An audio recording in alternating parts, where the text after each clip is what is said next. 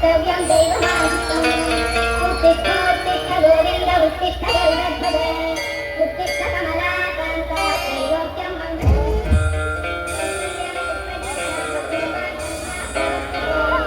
उत्तिष्ठ नरशार्दूल कर्तव्यं दैवमादित्यं उत्तिष्ठ उत्तिष्ठ गोविन्द उत्तिष्ठ गरुडध्वज उत्तिष्ठ कमलाकान्त त्रैलोक्यं मङ्गलम्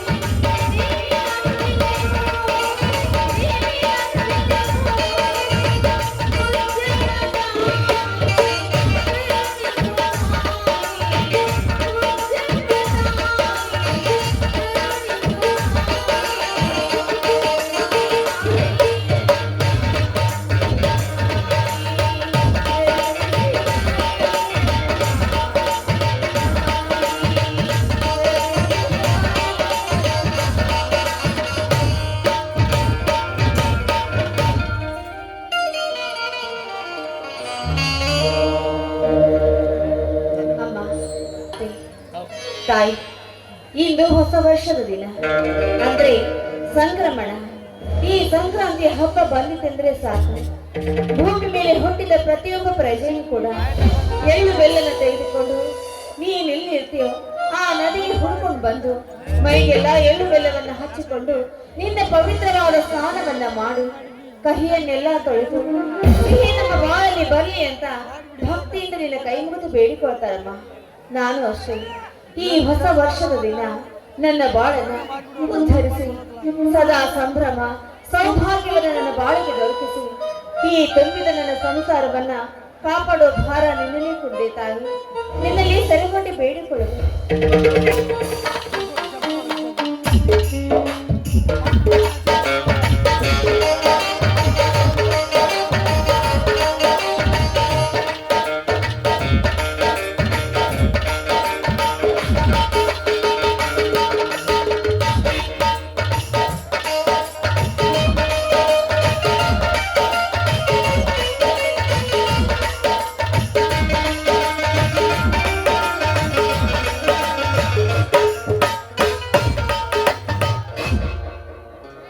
ಏನೇ ಪ್ರೇಮ, ಈ ನನ್ನ ತಾಯಿ ಉಡುತಮ್ಮನಲ್ಲಿ ಉಳಿಯುವಂತೆ ಏನೋ ಬೇಡಿಕೊಳ್ಳುತ್ತಿರುವೆಯಲ್ಲ? ಬನ್ನಿ ಸ್ವಾಮಿ, ಈಗ ಬಂದ್ರ? ಹೌದು ಪ್ರೇಮ, ಈಗ ತಾನೇ ಬಂದೆ.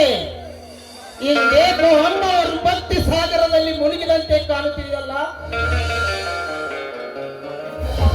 ಸ್ವಾಮಿ, ಅದೇನು ಇಲ್ಲ ರೀ, ಇವತ್ತು ಸಂಕ್ರಮಣ, ಹೊಸ ವರ್ಷದ ಹಬ್ಬ ಅಲ್ವೇ? ಈ ಹೊಸ ವರ್ಷ ನಮ್ಮ ಬಾಯಿಗೆ ಹರ್ಷ ತರಲಿ ಅಂತ ಆ ತಾಯಿಯಲ್ಲಿ ಭಕ್ತಿಯಿಂದ ಬೇಡಿಕೊಂಡಿರಿ. ಹುಚ್ಚಿ, ಬಡವರಿಗೆ ಬಡವರಾಗಿ ಉಳಿಯುವರು, ಶ್ರೀಮಂತರು ಶ್ರೀಮಂತರಾಗಿ ಉಳಿಯುವರು ಈ ಸಮಾಜದಲ್ಲಿ. ಏ ಹುಚ್ಚಿ, ಎಷ್ಟೇ ಕಷ್ಟ ಬರಲಿ, ಎಷ್ಟೇ ಬಡವರು ಬಡವರಾಗಿ ಉಳಿಯುವರು, ಶ್ರೀಮಂತರು ಶ್ರೀಮಂತರಾಗಿ ಉಳಿಯುವರು ಈ ಸಮಾಜದಲ್ಲಿ. ಯಾಕೆ ಹಾಗಂತೀರ? ಆಳಾಗಿ ದುಡಿದವನು ಅರಸನಾಗಿ ಬದುಕಬಲ್ಲ ಎಂಬ ಗಾದೆ ಮಾತು ಕೇಳಿದೀನಿ. ನೋಡು ಪ್ರೇಮ, ಈ ಕಲಿಯುಗದಲ್ಲಿ ಬಡವರಿಗೆ ಬೆಲೆ ಇಲ್ಲ, ಹಣಕಾರನ ಮತ್ತು ಶ್ರೀಮಂತರಿಗೆ ಬೆಲೆ ಇದೆ ಈ ಸಮಾಜದಲ್ಲಿ. ಹಾಗೆಲ್ಲ ಅನ್ಬೇಡ್ರಿ. ನೋಡಿ, ಈ ಸಮಾಜದಲ್ಲಿ ಬಡವರಿಗೂ ಬೆಲೆ ಇದ್ದೇ ಇದೆ. ಯಾಕೆಂದ್ರೆ ಬಡವರನ್ನು ರಕ್ಷಣೆ ಮಾಡೋಕೆ, ಶ್ರೀಮಂತರಿಗೆ ಶಿಕ್ಷೆ ಕೊಡೋಕೆ ಆ ಭಗವಂತ ಒಂದಲ್ಲ ಒಂದು ಅವತಾರ ತಾಳಿ ಭೂಮಿಗೆ ಬಂದೇ ಬರ್ತಾನೆ. ದೇವರ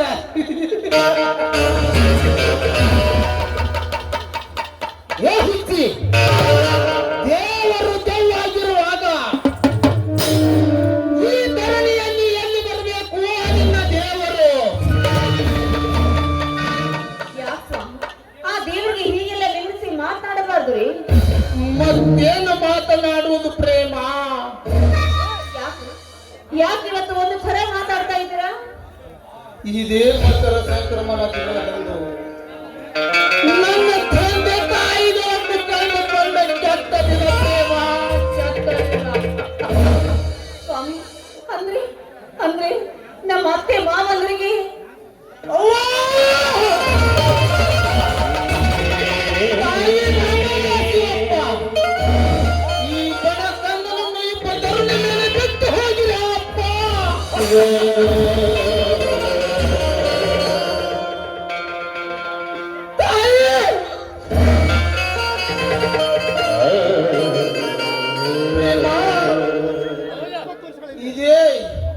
ಇದೇ ಮಕರ ಸಂಕ್ರಮಣ ದಿನದಂದು ನನ್ನ ತಂದೆ ತಾಯಿಗಳನ್ನು ಕಳೆದುಕೊಂಡ ಕೆಟ್ಟ ದಿನ ಪ್ರೇಮ, ಕೆಟ್ಟ ದಿನ. ಸುಮಾರು 20 ವರ್ಷಗಳ ಹಿಂದೆ ಮಲಪ್ರಭಾ ನದಿ ಸಂಕ್ರಮಣ ದಿನ ಸ್ಥಾನಕ್ಕೆಂದು ಹೋದ ನನ್ನ ತಂದೆ ತಾಯಿಗಳು ನದಿಯಲ್ಲಿ ಮುನಿಗೆ ಪ್ರಾಣ ಬಿಟ್ಟರು ಪ್ರೇಮ, ಪ್ರಾಣ ಬಿಟ್ಟರು.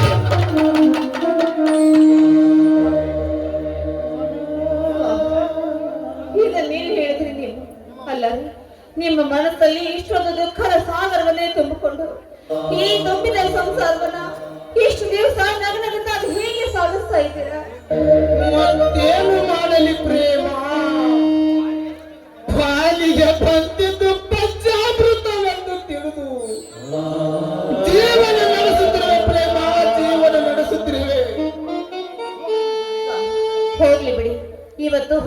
ಸಂತೋಷದ ಹಬ್ಬ. ಈ ದಿನ ನಾವೆಲ್ಲ ಕಣ್ಣೀರು ಹಾಕಬಾರ್ದು. ಒಂದು ವೇಳೆ ಕಣ್ಣೀರು ಹಾಕಿದ್ರೆ ವರ್ಷ ಉಡೇ ದುಃಖದಲ್ಲೇ ಕಾಲ ಕಳೆಯಬೇಕಾಗುತ್ತೆ. ಆಯ್ತು ಬಿಡಿ, ಮಹಾರಾಣಿಯವರ ಆಜ್ಞೆಯಲ್ಲಾದರೂ ಮೀರುವಂತೆ. ಸರಿ, ಹಾಗಾದ್ರೆ ನಾನು ಇದೀಗ ತಾನೇ ಪೂಜೆ ಮುಗಿಸಿದ್ದೀನಿ. ಪ್ರಸಾದ ಕೊಡ್ತೀನಿ, ಸ್ವಲ್ಪ ಇದೆ.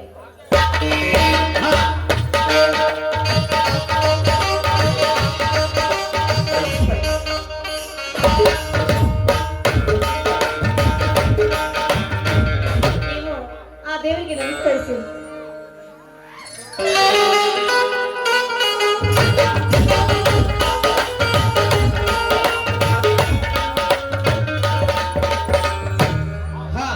ಪ್ರೇಮ, ಇದೇ ಸಂತೋಷದ ಸಮಯದಲ್ಲಿ ಒಂದು ಹಿಂಪಾದ ಗೀತೆಯನ್ನು ಹಾಡಲಾರದೆ.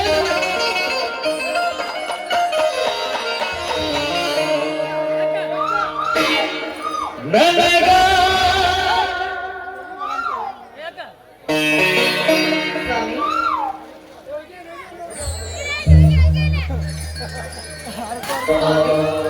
ಬನ್ನಿ ನೋಡಿ, ನನಗೆ ತಾಳಿ ಕಟ್ಟಿದ ನನ್ನ ಪತಿದೇವರು ನೀವು.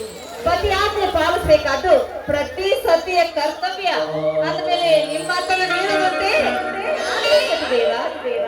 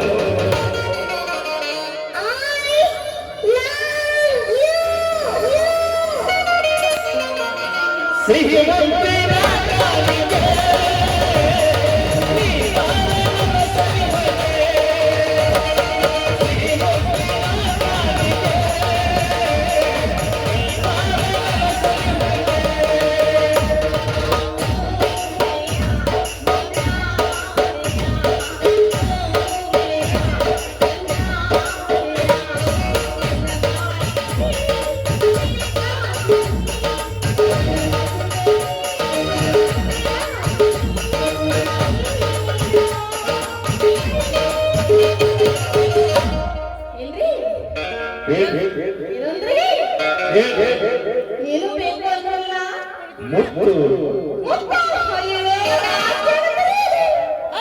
ಸಿಹಿ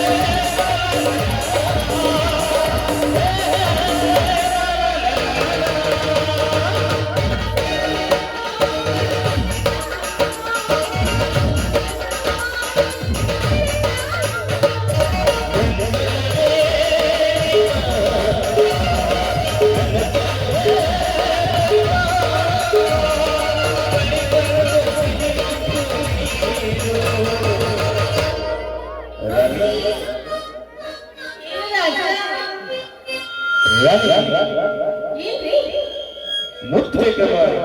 ಅಯ್ಯೋ ಎಷ್ಟು ಜನರ ಮಧ್ಯಾಹ್ನ ಒಲಪ್ಪ ಮುಗಿದ್ರೆ ಬಂದ್ರೆ ಆವತ್ತು. ಸಿಹಿ ಮುತ್ತಿನ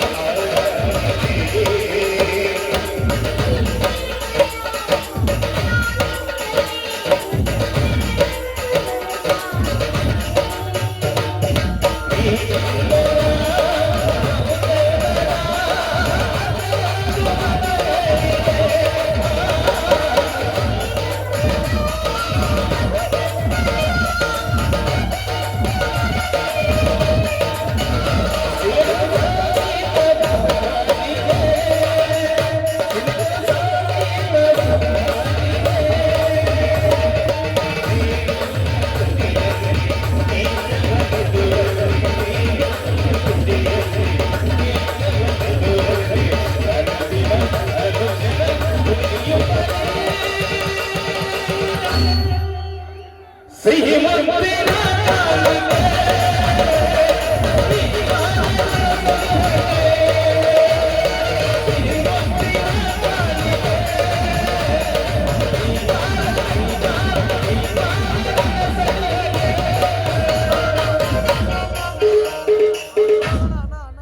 ಪ್ರೇಮ, ನೀ ಹಾಡಿದ ಹಾಡವನ್ನು ಕೇಳಿಸಿ ಹಸಿದು ಹೊಟ್ಟೆ ಸಹ ತುಂಬಿ ಹೋದಂತಾಯಿತು.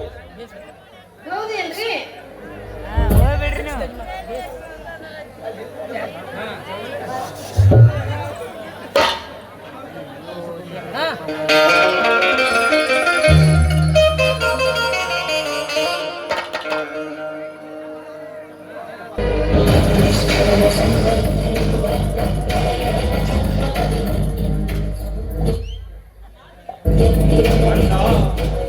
ಅತ್ತಿಗೆ ಹಾ ತಮ್ಮ, ಸಹೋದರ, ಇದೇನಪ್ಪ ದಿಢೀರನೆಯಿಂದ ಆಗಮನ? ಹೌದು ಮಯ್ಯ. ಅಲ್ವೋ ಒಂದು ಪತ್ರ ಇಲ್ಲ, ಫೋನ್ ಇಲ್ಲ, ದಿಢೀರ್ನೆ ಬಂದ್ಬಿಟ್ಟಿಲ್ಲ ವೈದ್ಯನ. ಅಣ್ಣ ಅತ್ತಿಗೆ ಅದೆಲ್ಲ ಆಮೇಲೆ ಹೇಳುತ್ತೇನೆ, ಮೊದಲು ಆಶೀರ್ವದಿಸಿ.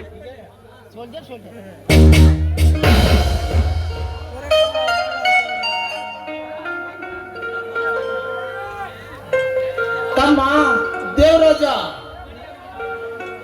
ಮನೆಗೆ ಮಗನಾಗಿ ದೇಶದ ಸೈನಿಕನಾಗಿ ಯುದ್ಧ ಭೂಮಿಯಲ್ಲಿ ಗೆದ್ದ ಧೀರನಾಗಿ ನಿನ್ನ ಕೀರ್ತಿ ಭಾರತದ ಇತಿಹಾಸ ಮುಹುಪುಟದಲ್ಲಿ ಅಚ್ಚಳೆಯಾಗಿ ಬೆಳಗಲೆನ್ನುವುದೇ ಈ ನಿನ್ನ ಅಣ್ಣನ ಬಲವಾದ ಆಶೀರ್ವಾದ. ಹೌದು ಮೈದಿನ, ದೇಶದ್ರೋಹಿಗಳಿಗೆ ಸುಡುವ ಸೂರ್ಯನಾಗಿ, ಮುಗ್ಧ ಪ್ರಜೆಗಳಿಗೆ ಬೆಳಗುವ ಚಂದ್ರನಾಗಿ ಈ ಇಡೀ ಜಗತ್ತಿಗೆ ತಂಪು ನೀಡ್ತಾ ಬೆಳಕು ನೀಡ್ತಾ ಪ್ರಕಾಶವನ್ನು ಬೆಳಗಲಿ ಅಂತಾನೆ ಈ ನಿನ್ನ ಅತ್ತಿಗೆ ಆಸೆಯಪ್ಪ. ಅತ್ತಿಗೆ ಸಾಕ್ಷಾತ್ ರೇಣುಕಾದೇವಿ ಜಮದಗ್ನಿಯರು ಇದ್ದಂತೆ ನೀವು. ನಿಮ್ಮ ಆಶೀರ್ವಾದ ಸದಾ ನನ್ನ ಮೇಲಿರುವಾಗ ಯಾರ ಭಯವೂ ನನಗಿಲ್ಲ. ದೇವರಾಜ,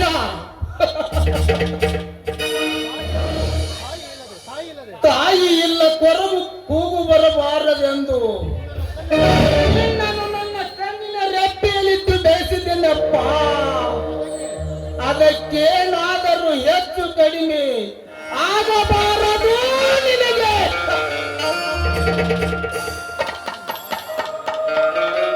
ಅಣ್ಣ, ಅತ್ತಿಗೆ ತಂದೆ ತಾಯಿ ಸ್ಥಾನದಲ್ಲಿ ನಿಂತು ಪ್ರೀತಿ ವಾತ್ಸಲ್ಯ ಕೊಟ್ಟು ದಾಸಲಿಯಾಗಿ ಬೆಳೆಸಿದ್ದೀರಿ ನಿಮ್ಮ ತಮ್ಮನನ್ನು. ನಿಮ್ಮ ಋಣ ಯಾವ ಜನ್ಮದಲ್ಲೂ ತೀರಿಸಲು ಸಾಧ್ಯವಿಲ್ಲ. ಎಂಥ ಮಾತಾಡ್ತಾ ಇದೆಯೋ ಅಲ್ಲ. ನಿನಗೆ ತಾಯಿ ತಂದೆಯಾಗಿ ಅತ್ತಿಗೆ ಈ ನಿಮ್ಮ ಅಣ್ಣ ನಿನ್ನ ಮಗನ ಹಾಗೆ ಜೋಪಾನ ಮಾಡ್ತಾರೆ ಅಂದಮೇಲೆ ಹಾಗಾದ್ರೆ ನಾವ್ ಯಾರು? ನಾವೇನು ಅಲ್ವೇನೋ ನಿನಗೆ? ಇಲ್ಲ ಅತ್ತಿಗೆ, ಇಲ್ಲ. ನನ್ನ ಪಾಲಿನ ದೇವರುಗಳು ನೀವು. ಹತ್ತದರಲ್ಲಿ ನಿಮ್ಮನ್ನು ಹೊರಗಿನವರಂತೆ ನೋಡುವುದೇ ನಾನು. ಇಲ್ಲ, ಅದು ಈ ಜನ್ಮದಲ್ಲೇ ಸಾಧ್ಯವಿಲ್ಲ. ನೋಡು ಸಹೋದರ, ನಿನಗೊಂದು ಮಾತು ಹೇಳುತ್ತೇನೆ ತಮ್ಮ. ಚಿತ್ತಿತ್ತ ಕೇಳು ತಮ್ಮ, ಚಿತ್ತಿತ್ತ ಕೇಳು. ಅದ್ಯಾವುದು ಹೇಳು? ಭೂಮಿ ತಾಯಿಯ ಮಗನಾಗಿ ವೈರಿಗಳಿಗೆ ವೀರನಾಗಿ ಸತ್ತಿನ ಸೋಳೆ ಮಕ್ಕಳಿಗೆ ಮಿಕ್ಕಿದ ಹುಲಿಯಾಗಿ ರಂಗಿ ಮುಂಡರ ಹೆಂಡತಿನ ಬಂಡ ಸೌಳೆ ಮಕ್ಕಳಿಗೆ ಪುಂಡ ಹುಲಿಯಾಗಿ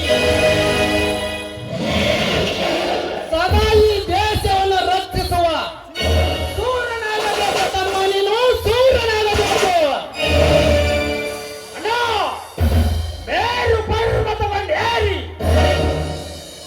ಶಿಖರದಲ್ಲಿ ದೇಶದ್ರೋಹಿಗಳ ಶಿರವನ್ನೇ ಕತ್ತರಿಸಿ ವೀರ ಪರಾಕ್ರಮಿ ಎಂದು ಬಿರುದು ಪಡೆಯಬಲ್ಲ ಈ ನಿನ್ನ ತಮ್ಮ ದೇವರಾಜ.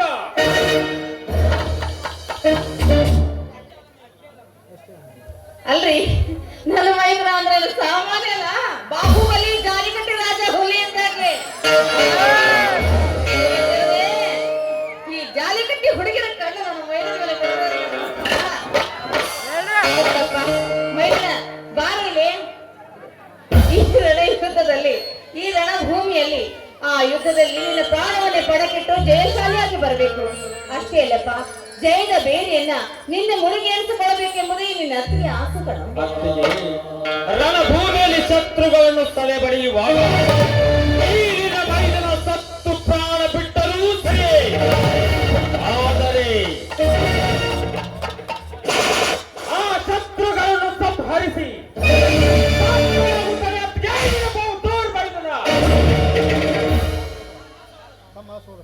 ಪ್ರೇಮ, ಈ ನನ್ನ ಸಹೋದರ ಆಡುವ ನುಡಿಗಳನ್ನು ಕೇಳಿದರೆ ಹಾಲು ಕುಡಿದಷ್ಟು ಸಂತೋಷವಾಗುತ್ತದೆ ತಮ್ಮ. ನೀನಾಡುವ ನುಡಿಗಳಿಗೆ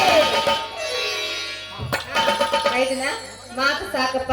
ಮೊದಲು ಒಳಗಡೆ ಪ್ರಸಾದ ಸಿದ್ಧವಾಗಿದೆ, ಹೊಟ್ಟೆ ತುಂಬಿಸಿಕೊಳ್ಳಿ, ಆಮೇಲೆ ಬೇಕಾದ್ರೆ ಅತ್ತಿಗೆ, ಯುದ್ಧ ಮಾಡುವ ಮುನ್ನ ನಿಮ್ಮ ಮಧುರ ಕಂಠದಿಂದ ಒಂದು ಭಾವಗೀತೆ ಹೊರಬರಲಿ. ಅಯ್ಯೋ ನನ್ನ ರಾಜ, ನೀನ್ ಕೇಳಬೇಕು. ಆಗ್ಲಪ್ಪ.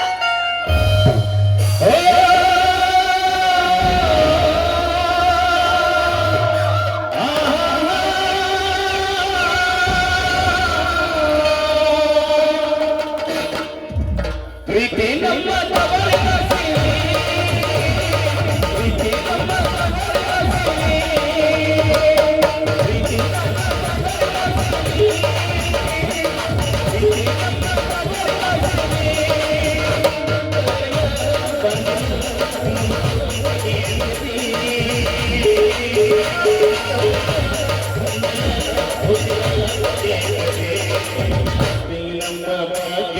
ಸಿರಿ.